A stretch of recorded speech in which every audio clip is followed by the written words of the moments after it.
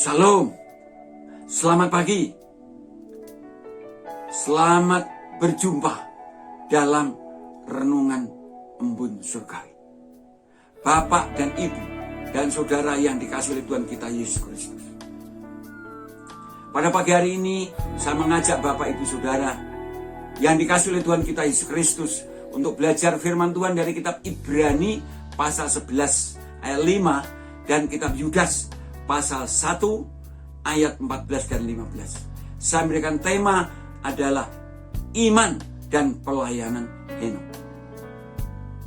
Bapak Ibu Saudara yang dikasihi oleh Tuhan kita Yesus Kristus, kalau kemarin pagi kita sudah belajar bahwa Henok bergaul dengan Allah, yang berarti Henok memiliki hubungan yang akrab, yang intim dengan Allah, hidup sesuai dengan kehendak Allah, hidup yang selalu berkomunikasi dengan Allah.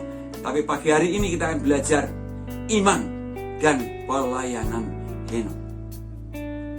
Bapak Ibu Saudara yang dikasihi oleh Tuhan kita Yesus Kristus, pada zaman itu sesungguhnya umat Allah sudah minoritas karena sudah terpengaruh oleh keturunan Kain yang menista Allah, yang sudah bejat moralnya melalui perkawinan yang hanya memuaskan hawa nafsu dan kemudian juga dengan perbuatan yang sudah menentang Tuhan dan juga perkataan-perkataan yang menista Tuhan.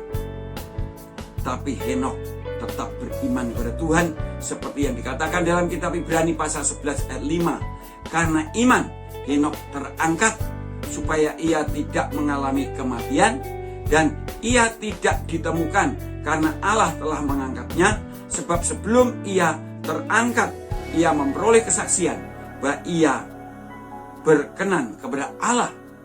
Karena iman Henok diangkat oleh Tuhan ke surga, tidak mengalami kematian. Karena iman Henok berkenan kepada Tuhan, karena tanpa iman orang tidak mungkin berkenan kepada Tuhan. Artinya, walaupun situasi zaman sudah seperti yang saya ceritakan tadi, umat Allah sudah minoritas, dan kemudian manusia pada umumnya sudah bejat moralnya, sudah mengikuti hawa nafsunya saja, tapi Henok tetap percaya dan mempercayakan hidupnya kepada Tuhan. Karena iman berarti percaya kepada Tuhan, tapi juga mempercayakan sepenuhnya seluruh hidupnya kepada Tuhan dan firman-Nya.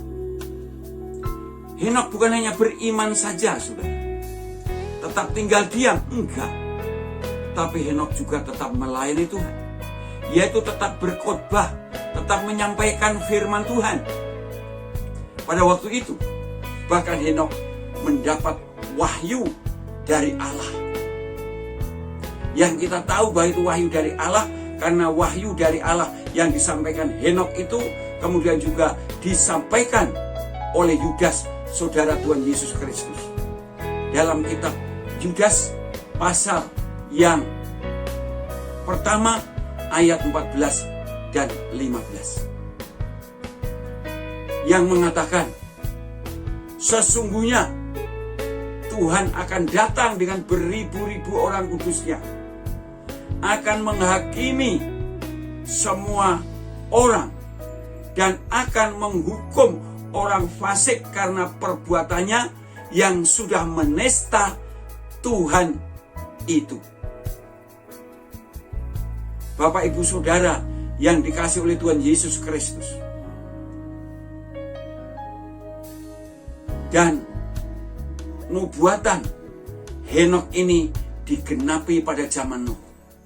Karena pada zaman Nuh betul-betul dunia sudah begitu bejat, moralnya begitu sudah luar biasa, menentang Allah melalui perbuatan dan perkataannya, sehingga Allah datang dengan beribu-ribu umat kudusnya, menghukum semua yang hidup di muka bumi dengan air bah, kecuali Nuh dan istrinya dan 3 anaknya dan juga 3 menantunya.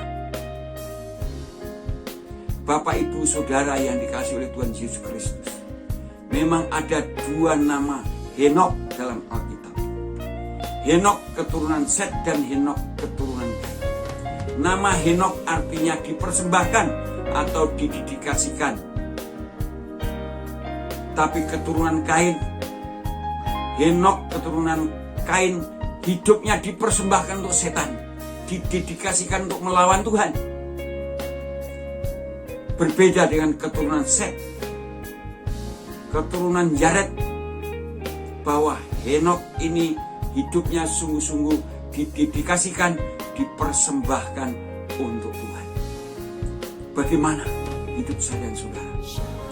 Apakah saya dan saudara, hidup saya dan saudara juga didedikasikan, dipersembahkan untuk Tuhan,